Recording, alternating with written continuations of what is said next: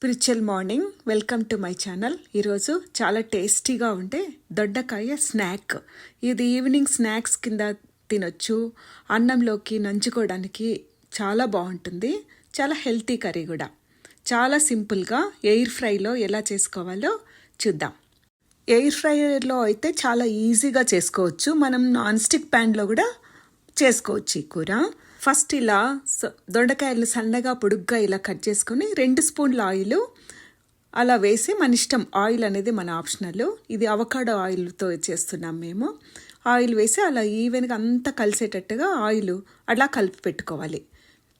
ఈ air ఫ్రైయర్లో stove పైన పెట్టుకొని చేసుకునే దానికంటే చాలా ఫాస్ట్గా ఈజీగా మనం డిష్ తయారు చేసుకోవచ్చు. ఈ దొండకాయ క్వాంటిటీ 1/2 kg కదా, అందుకని 2 సార్లు వేసుకోవచ్చు మనం ఎయిర్ ఫ్రైయర్లో.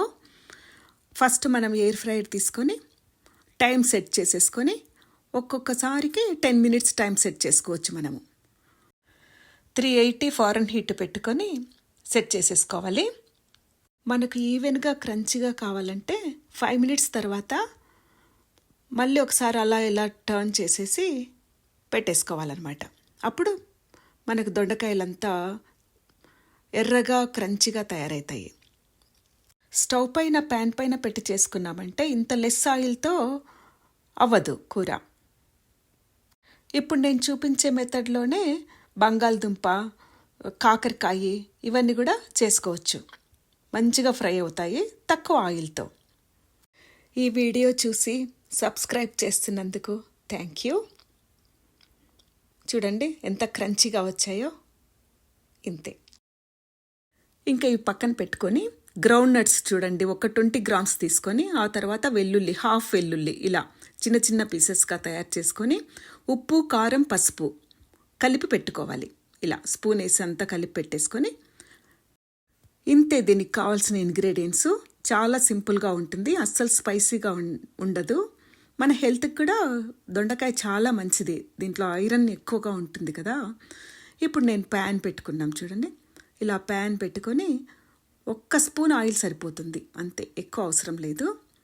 అంతే, 1 స్పూన్ ఆయిల్ వేసుకొని మనం ఇందాక తీసి పెట్టుకున్నాం కదా గ్రౌండ్ నట్స్, అవి వేసుకోవాలి.